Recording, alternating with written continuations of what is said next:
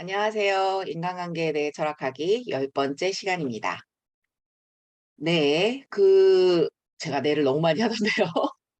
영 근데 그 뇌를 지우려고 다시 녹화를 하면 또 약간 더 어색해질 것 같아서 네, 점점 줄여가 보도록 하겠습니다. 자, 논리와 심리의 관계가 중요하죠. 논리와 심리 사이에 거리가 있다는 거는 워낙에 아셨을 거고 저랑 또 9번의 강의를 함께 하셨으니까 느끼실 텐데 개념하고 감각이 싸우면 감각이 많이 이깁니다. 그러니까 19,900원이라고 이렇게 숫자로 쓰여져 있으면 이게 만 원대 같잖아요. 그런데 2만 원 내면 100원 하나 거슬러 받잖아요. 그쵸? 감각적으로 만 원대 같은데 개념으로 보면 100원 빠지는 2만 원이란 말이에요. 그죠? 음. 근데 이제 개념과 감각이 싸우면 감각이 이기기 쉬운데 감각은 우리에게 팩트를 전달하지 않는 경우들이 있어서 이런 착각을 불러일으킨 경우들이 있어서 그래서 개념이 필요하죠.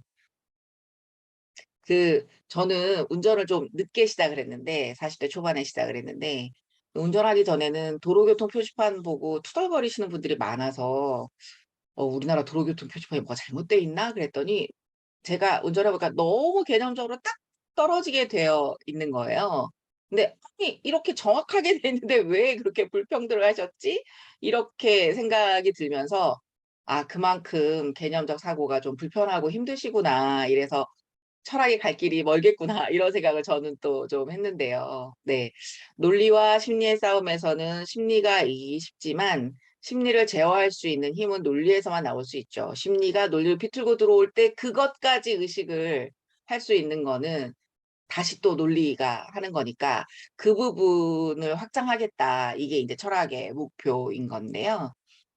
타인이 나를 심리에 의해 비틀어진 논리로 공격할 때 우리가 당혹감을 느끼잖아요. '어쩜 저렇게 자기는 되고 남은 안 되냐?' 이렇게 당혹감을 느끼잖아요. 그럴 때 '내가 타인을 심리에 의해 비틀어진 논리로 공격한 적은 없는가.'를 생각해 볼 줄 알아야겠죠. 이게 이제 논리력을 높이는 것이겠죠. 그래서 논리적으로 생각하게 되면 논리와 심리의 간극을 파악할 수 있게 됩니다. 지난번 사례에서 "사위가 설거지하면 예뻐 보이고 아들이 설거지하면 미워 보인다."라고 했을 때 '아 내가 남의 아들이 설거지하는 걸 예쁘게 보면서 우리 아들이 설거지하는 걸 밉게 보는구나.'라고 논리적으로 생각하게 되면 내 안에 있는 논리와 심리의 간극을 파악할 수 있게 되고요. 우리는 이성의 존재이기 때문에 내 안에 있는 논리와 심리의 간극을 파악하게 되면 심리의 편파적 인식의 영향을 약화할 수 있습니다. 이 편파적 인식이라는 걸 알아차리면 거기에 딸려가는 힘을 줄일 수 있게 됩니다. 그게 바로 논리의 힘인 거죠. 문제는 뭐냐면 이게 편파적 인식이라는 거를 모른다라는 거예요. 그만큼도 논리를 작동을 못 시킨다라고 하는 거죠. 편파적 인식을 자꾸 느껴보시려면 인문학 강의 자꾸 들으셔야죠 뭐. 네.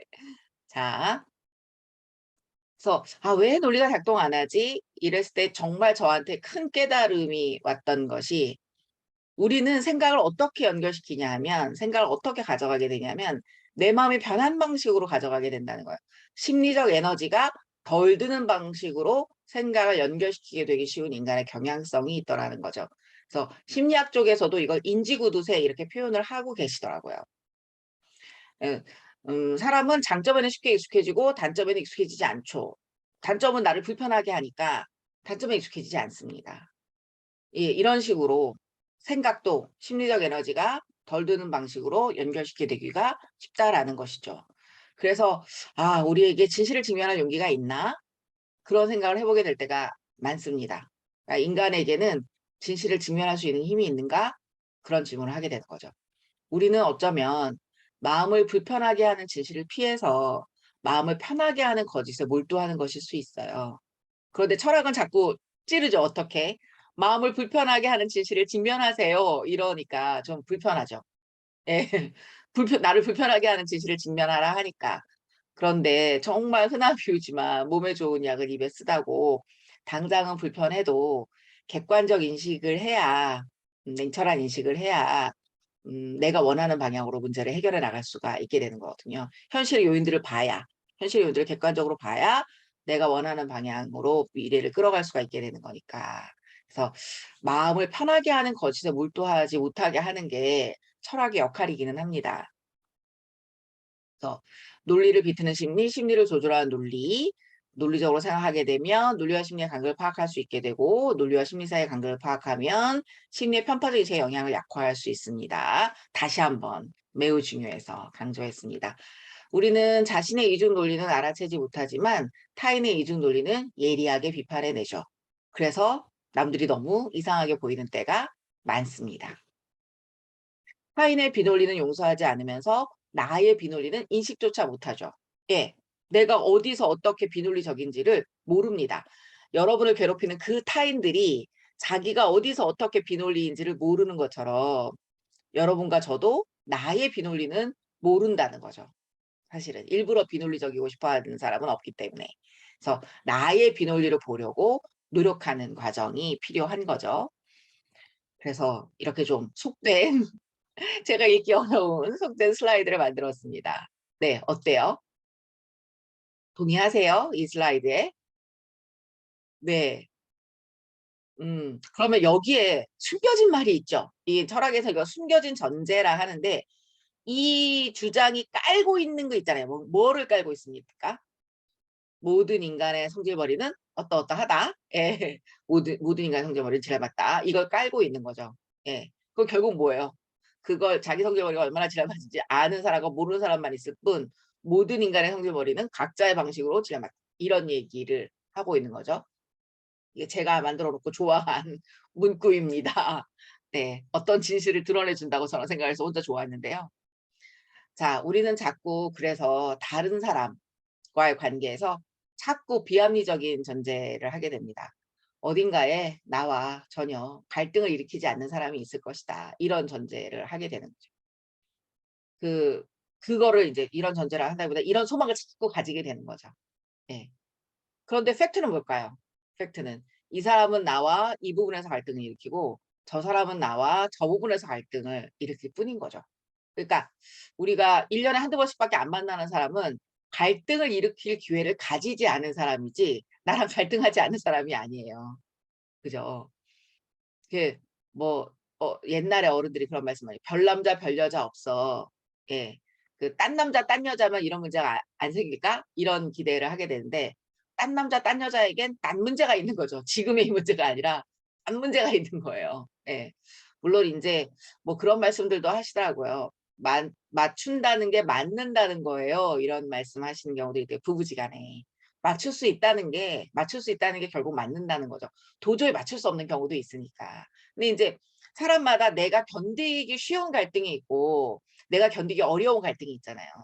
내가 견디기 어려운 상대방의 약점이 있고 내가 견디기 쉬운 상대방의 약점이 있잖아요. 그러니까 약점 없는 사람은 없어요. 문제 없는 사람은 없어요. 다만 내가 견디기 쉬운 약점을 갖고 있는 사람을 만나는 게 맞겠지요. 예. 그런데 지금 만난 사람이 '내가 되게 견디기 힘든 약점을 갖고 있다.' 이렇게 느끼실 텐데 왜 제가 그렇게 느낀다고 보장을 할 수 있냐면요. 사람은 지금 자신이 가지고 있는 것 중에 가장 안 좋은 걸 보고 괴로워하거든요. 그러면 '저 사람의 저 약점만 없으면 내가 살 것 같다.' 이런단 말이에요. 근데 다른 약점이 그 약점보다 작으리란 보장 없습니다. 다른 사람의 다른 약점이 그 약점보다 작으리라는 보장이 없어요. 왜요? 나는 내가 겪고 있는 약점 중에 가장 안 좋은 걸 갖고 괴로워하고 있을 뿐이기 때문에 그게 제일 커 보이죠. 그게 제일 커 보이지만 다른 사람의 다른 약점을 만나면 '어머나 이건 엄청나네. 이런 약점이 있는 사람이 있는 줄 몰랐네.' 이럴 수 있게 되는 거예요. 피부에서 본 얘기를 해 드려야지 여러분들이 관심을 가지시는데 제가 어디서 뭐 동치미인가 아구인가 아구인가 그런 데서 어떤 재혼 커플 매니저님이 그런 얘기를 하시더라고요. 어 그 첫 번째 남편이 너무 술을 많이 마셔 가지고 그러면 인제 오셔서 그런대요. 재혼 커플 매니저분한테 "술 안 마시면 된다." 그런대요, 술만 안 마시면. 그래 그 이제 술 안 마시는 분하고 이렇게 커플 해 드렸더니 그다음에 오셔 갖고 "이 사람은 왜 생활비를 안 갖다 주냐."고 그런다는 거예요. 그러니까 어쩌면 사람을 바꾸는 게요. 내가 아는 단점에서 내가 모르는 단점으로 뛰어드는 것일 수 있어요. 그죠. 그 사람에게 어떤 단점이 있는지 아세요? 모르잖아요. 음. 이웃집 남편의 자칫하면요. 이게 우리가 이웃집하고 얘기를 하잖아요. 그럼 이웃집 남편의 장점과 내 남편의 단점을 비교하는 공평하지 않은 비교를 하실 수가 있습니다. 예. 옆집 사람의 장점과 내 사람의 단점을 비교하면 필패입니다. 내 사람이 필패예요. 그러니까 그 사람이 그 장점을 갖고 있는 대신에 가지고 있는 단점이라는 게 있단 말이에요. 예. 그래서 그 기회비용이라는 개념이 있잖아요. 선택은 곧 포기이죠. 예, 선택은 곧 포기예요. 그래서 기회비용은 포기를 통해서 얻는 대가를 얘기하는 거거든요. 근데 이제 이 사람을 선택하면 대신에 다른 걸 포기를 한 거잖아요. 뭐 결혼을 선택하면 싱글의 자유를 포기한 거잖아요. 그럼 결혼의 안정의 기회비용은 싱글의 자유인 거죠. 이런 식으로 선택이 곧 포기인데 제가 왜 갑자기 기회비용 말씀을 드리냐 하면 우리가 좋은 점에는 쉽게 익숙해지만 나쁜 점에는 익숙해지지 않기 때문에 우리가 뭔가를 선택했을 때 이 사람을 선택해서 얻은 장점에는 쉽게 익숙해져서 별로 뭐 고마워하지 않게 돼요. 이 사람의 장점에 대해서 고마워하지 않게 돼요. 그런데 이 사람이 이 장점 대신에 가지고 있는 단점은 안 받아들이고 싶다는 거예요. 이게 사실 세트거든요. 이 사람의 그 장점이 대신 갖고 있는 단점이라는 게 있는데 우리는 마치 손한테 "손등은 좋은데 손바닥은 싫어요."라고 하는 것처럼 어떤 사람의 장점은 좋은데 그 사람의 단점은 너무 힘들다 이렇게 될 수 있다는 거죠. 그래서 지금 모든 분들이 지금 인간관계에 대해 철학하기라서 왜 들으러 오셨겠어요. 이 제가 또 수업이라고 그러네요. 이 유튜브를 왜 보러 오셨겠어요. 뭔가 인간관계가 우리를 괴롭히거든요. 인간관계에서 괴롭지 않은 사람이 누가 있겠어요. 예 근데 그 사람의 단점이 괴로워서 왔는데 사실은 우리가 제대로 종합적인 인식을 하려면 그 사람이 이런 단점 대신에 가지고 있는 장점을 생각을 할 줄 알아야 된다는 거죠. 그러니까 아유 너무 뭐 우유부단하고 결정해야 될 때 결정을 못 하고 추진력이 없어요. 이러면 그 사람은 내 마음을 아프게 하는 말을 잘 안 할 거예요. 우유부단하고 추진력이 없는 대신에. 그쵸. 근데 어우 저 사람은 내 마음을 아프게 하는 말을 너무 많이 해요. 그러신 분들은 결단력이 있으시고 자기 주장이 있으시잖아요. 자기 주장이 있으니까 밀고 나가는 추진력이 있죠. 예. 그러니까 이게 장점과 단점이 한 몸인 경우가 너무 많은데 그게 장점으로 발현될 땐 그걸 좋다 그러고 단점으로 발현될 땐 그걸 싫다 그러고 그럴 수 있단 말이죠. 신중과 우유부단함은 똑같이 생각을 많이 한다는 특성을 갖고 있어요. 근데 생각을 많이 하는데 결정해야 될 시점에 맞추어서 생각을 하면 신중하다 그러고 결정해야 될 시점을 지나쳐서까지 결정을 못하면 우유부단하다라고 하죠. 생각이 많다는 특성 자체가 잘못된 건 아니에요. 시점의 문제예요. 이런 식으로 사람의 특성이 좋게 발현될 때가 있고 나쁘게 발현될 때가 있을 뿐인 거거든요. 그럼 이제 그거를 좀 조정을 하면 되는 건데 예. 그 사람은 다양하고 이 사람은 나와 이 부분에서 갈등을 일으키고 저 사람은 나와 저 부분에서 갈등을 일으킬 뿐이지 나와 전혀 갈등을 일으키지 않는 사람은 존재하지 않는단 말이죠. 그런데 이거를 소망을 하면 어떻게 되겠습니까? 늘 나와 전혀 갈등을 일으키지 않는 사람을 찾아러 다니겠죠. 그러면 인제 이게 막 복잡한 연애사의 이유가 되기도 하고 그럴 수 있어진다란 말이에요. 네. 그러니까 제가 "선택은 곧 포기다." 이런 말씀도 왜 드렸겠어요? 음. 그 아는 단점에서 모르는 단점으로 뛰어드는 그런 걸 하시면 안 되고 내가 이 사람을 선택을 한다라고 하는 것은 이 사람을 선택해서의 좋은 점도 있지만 나쁜 점도 있는데 그 나쁜 점까지 감수하는 거다라는 거죠. 그래서 결국은 내가 이 선택에서 어떤 장점을 누릴까를 고민하면서 선택하시면 그거는 바람직한 결정은 아니고요. 이 선택에 따르는 단점이 뭔가를 보시고 '이 단점을 내가 감당할 수 있는가.'라는 질문을 하셔야 된다는 거죠. 예. '이 사람을 선택했을 때 내가 뭐가 좋을 거다.'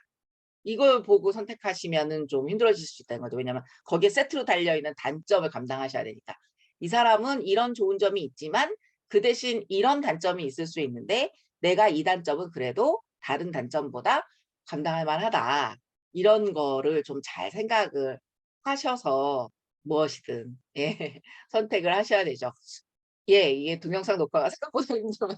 오프라인 강의보다 이게 쪼끔 뭐 어색한 측면도 있긴 할 것 같은데 그냥 다시 녹화한다고 뭐 이렇게 더 좋아지지가 않더라고요. 음. 좀 제가 좀 찰떡같이 말씀 못 드렸어도 여러분들이 좀 찰떡같이 알아들어 주시길 바라면서 네. 마치도록 하겠습니다. 좋은 생각은 인생을 바꿉니다. 좋은 생각으로 풀 수 있는 문제는 풀고 살기로 해요. 감사합니다.